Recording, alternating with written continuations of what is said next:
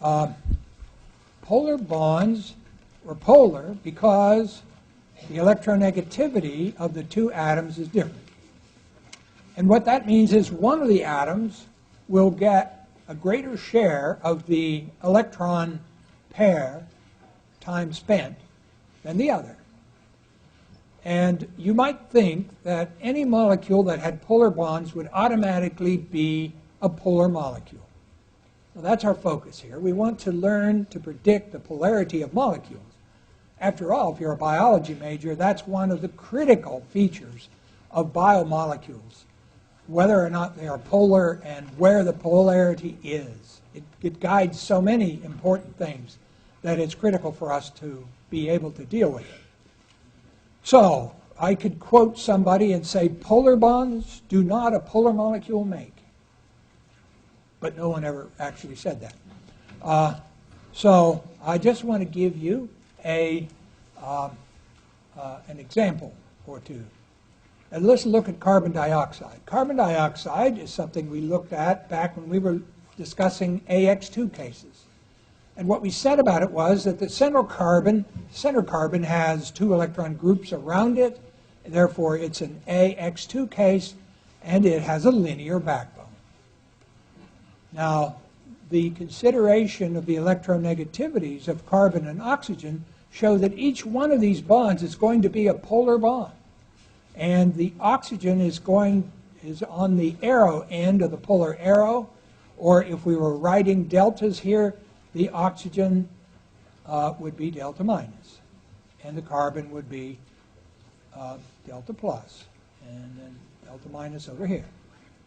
Now, so there's two bonds in the molecule. Both of them are polar, and the trouble comes when we recognize that the molecule is not polar. And we can explain why it's not by recognizing that these bond polarities are a lot like vectors in mathematics. The net vector between these two green vectors here is a zero vector. Why? They're both the same size, since the same atoms are involved, and they're pointing 180 degrees apart. So the effect of the right one is exactly canceled by the effect of the left one. So there being no polarity left over, CO2 is a non-polar molecule. However, water also has two polar bonds, but it's not linear, so it is very polar. And we can do, the last thing here is to look at these two vectors, and I want you to think about how these two bond vectors add up to this molecule bound. On the other hand, we said water also has two polar bonds, and I was talking about the fact that the water molecule being angular means that those two polar bonds don't cancel. Their polarities, their vectors, if you will, don't cancel the way the ones in the water, in the CO2 molecule does. And the little polar arrows here in the OH bonds are pointing towards the oxygen at an angle. And your eye should tell you that those two bond polarities are not going to cancel. The only way they would cancel is if they were in a linear molecule. Another way to do this, if you like vectors, if you're comfortable with vectors, imagine these two vectors represent the two OH bonds. Then you take that vector and break it down into its component vectors. You take this vector and break it down into a vertical component and a horizontal component. And you do the same over here. Okay? And if you think about those, the horizontal ones are the same size and they point in exactly opposite directions, so they disappear. Okay? They cancel one another. But the vertical ones are pointing in the same direction, and so they add to one another and produce a bigger vector, and that's why the water molecule is a polar molecule with a dipole moment, because the addition of these vectors produces a vertical vector, which is a net vector of these two. So if you like mathematical approach to vectors, you can look at it that way.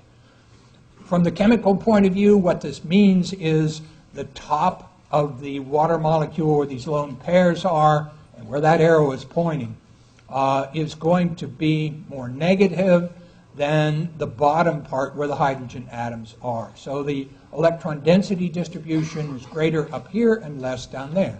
So water is a polar molecule with a dipole moment. Questions on that? Okay.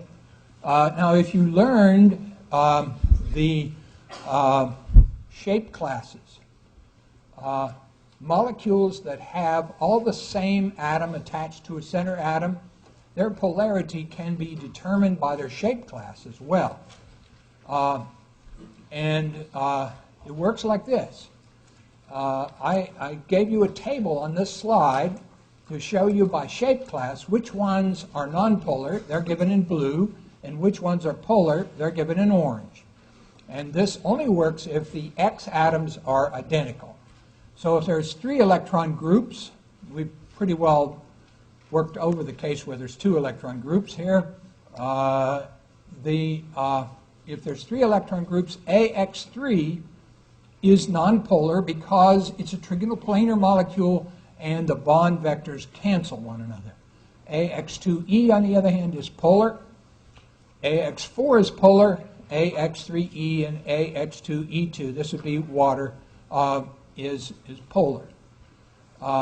This is a little bit like a crutch for people that like to memorize things, but if you have a hard time sort of visualizing this, the interaction of these polar bonds, then maybe this will help you. AX5 is nonpolar, AX4E, AX3E2 are polar, and AX2E3 is nonpolar because that's a linear one. Remember? The AX bonds will cancel. Their polarities will cancel. Finally, 6 electron groups. AX6 is nonpolar, AX5E is polar, and AX4E2 is square planar. All the bonds are 90 degrees, so they cancel. So this gives you one way, if you're not sure, in favorable cases to tell whether or not something's polar. Okay, now let me turn this up, or try to.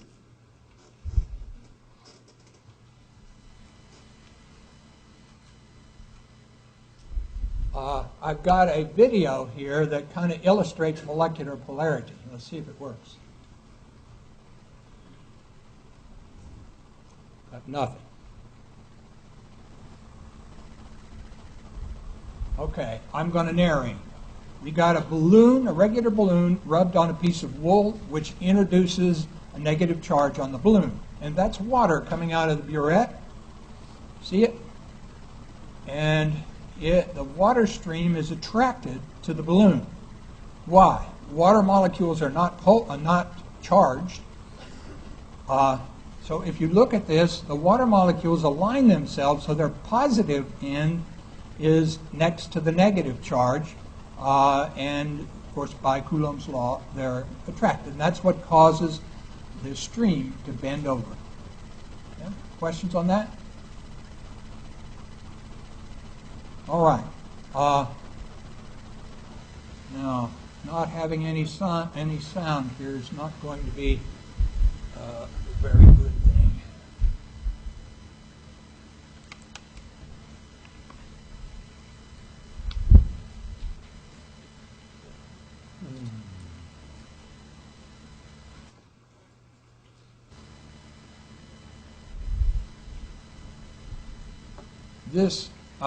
I have a video which kind of reiterates what we've said at this point, but without the sound, it's not going to be valuable. So I'm going to skip it. It just goes over the things we already did and go to, wasn't quite what I wanted. Go to the next slide. The next slide is how to predict whether something is polar or not. In other words, an example of molecules that fall into the categories that we've talked about here, and how you should decide whether or not they're polar. questions ask is which of the following molecules is polar, or which of the following molecules is not polar, which of the following molecules has a dipole moment, meaning is polar, and which of the following molecules has a zero dipole moment, which means it's not polar. So we have methyl fluoride, CH3F, nitrogen trifluoride, NF3, carbonyl sulfide, which is an analog of carbon dioxide that smells a lot worse. And so let's look at the three of them. The first thing you do is draw the Lewis dot diagram with wedge bonds using VSEPR. The basic shape here, center atom is carbon, so the basic shape is tetrahedral. And you can see the center carbon. Carbon is slightly more electronegative than hydrogen, so the CH bonds are going to be polar towards the carbon, but fluorine is more electronegative than carbon, and so the carbon-fluorine bond will have a polar arrow towards the fluorine. So if you look at this, here are the CH bonds, there's the CF bond, and if you ask yourself what is the net of these four, you can see that it will be a polar arrow in the direction from the carbon to the fluorine.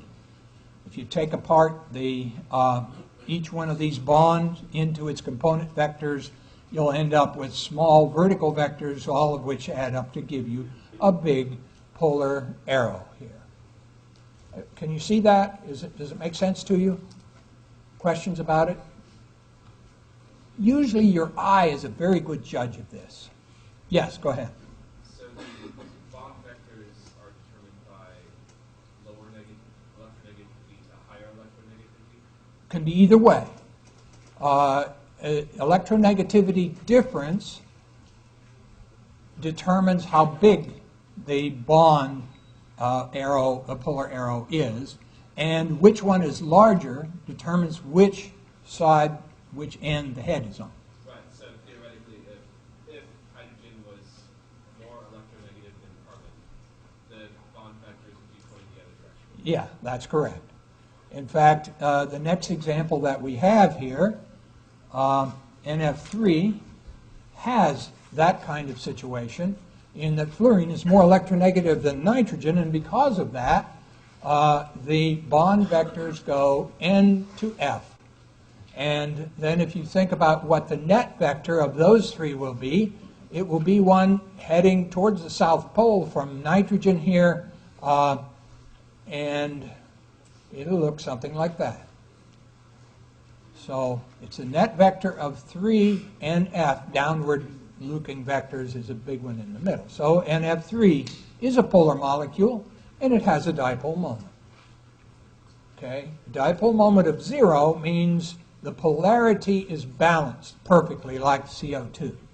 A dipole moment larger than 0 just means that the polarity is not balanced. Okay, let's look at carbonyl sulfide, the stuff I said that smells bad. The shape, like CO2, is linear. And if you remember, you probably don't remember, but carbon and sulfur have almost identical electronegativities. I don't expect you to know that from trends. I could see that you could figure out that they're approximately the same, but it really doesn't matter here. The carbon-oxygen bond is polar, like it was in CO2. And the sulfur-carbon bond is approximately nonpolar, so the molecule overall is polar. It has a dipole moment, which probably is part of the reason that it stinks. But we won't go there. Okay. Questions on either of those? Now, if you're a biology major or someone interested in biochemistry or biophysics, you will recognize at some point is the presence of a dipole moment affects the properties of the molecules. Partial charges on the polar molecules attract each other. So polar molecules attract one another by Coulombic interaction. And the stronger they attract one another, the more they cause the boiling point of the molecule to be higher. If it's a liquid, the higher it goes, the higher the polarity, the higher the boiling point goes if other things are the same. Because partial charges, or the presence of polarity, introduces attractive forces between the molecule. And in order for something to boil, the molecules have to come apart and go separately into the gas phase. The amount of energy that it takes to do that is mirrored in the temperature, the boiling temperature, and if there are strong attractive forces like there are in water, this will lead to a higher boiling point. So a molecular dipole increases the strength of the attractions. I have two molecules, organic molecules, to illustrate this. Both of them are based on the ethylene molecule, and two of the hydrogens are replaced by chlorines. The one on the left here has a chlorine trans to another chlorine. So this would be trans 1,2-dichloroethylene. Now, your eye will tell you, if you look at this, that probably this carbon-chlorine bond dipole is going to cancel that one. And this CH bond is going to, dipole is going to cancel that one. And because of that, mu, the dipole moment, mu is used as a symbol for the dipole moment, is 0. The units for dipole moments are Debye units. I don't want you to worry about those units. So the trans 1,2-dichloroethylene isomeric form it's nonpolar, has no dipole moment. The cis, on the other hand, have the two chlorines on the same side. So if we look at these polar bonds here and here, those vectors are going to add to give a downward vector.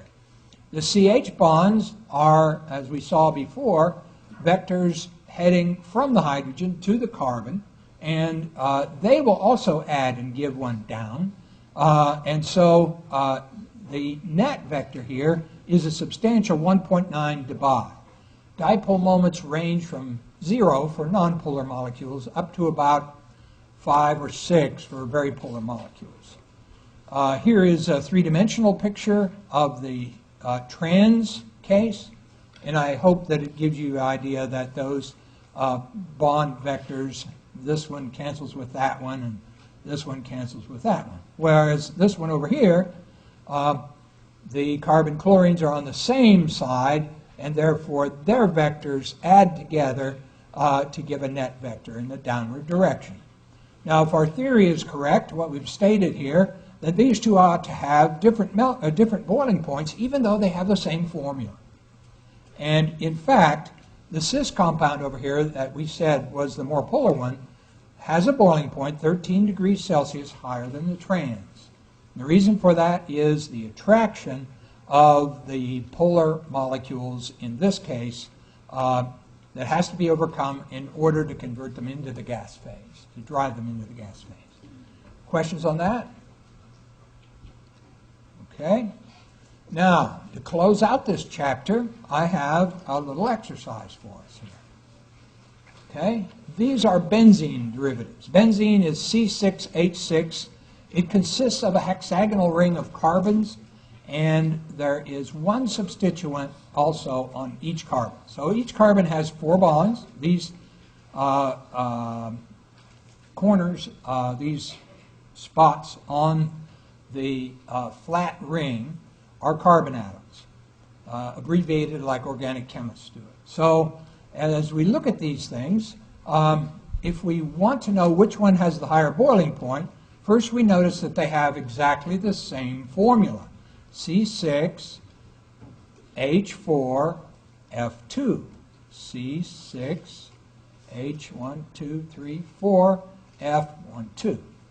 So the difference in the boiling point ought to be due to any difference in polarity that they have as a molecule. Now we remember that CF bonds are polar that way. Okay? And CH bonds are less polar, and they go toward the carbon instead of away.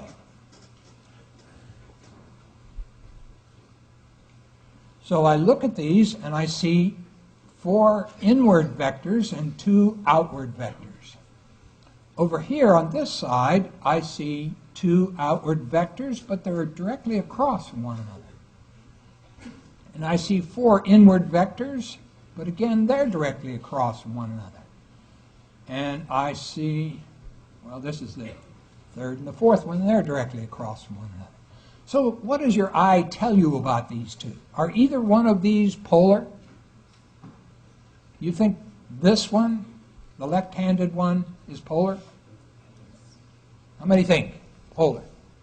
Good, good. You see, your eye works for you well, and it gets it right because the net vector of these two will be something going up that way, okay? And the net vector of these two will be something going that way. And those two vectors will make this thing polar. On the other hand, over here on the right side, we have this vector and that vector. They're the same size, and they're pointing directly away from one another because of the structure of this benzene compound. Okay? And the CH bonds have opposite vectors, and they're directly across from one another. And the same thing is true for this set. So, as I would look at this, I would say that one is polar and has a higher boiling point. Now, when I put this together, I remembered what the boiling points were. Unfortunately, that was last year, and I don't remember what they are now. So if somebody wants to take the time to look up the boiling point of 1,2-difluorobenzene versus 1,4-difluorobenzene, you can tell us what it is. Questions on that? Okay, are you comfortable with it? What do you need to do? Usually, in most cases, you're going to have to write the Lewis dot diagram unless they give it to you. From the Lewis dot diagram, you've got to write the shape in wedge bond format, preferably, so that you can see how the bonds are oriented in three-dimensional space. Then figure out whether the bonds are polar or not polar, and then let your eye tell you whether they combine to give a net dipole of some kind or whether they cancel.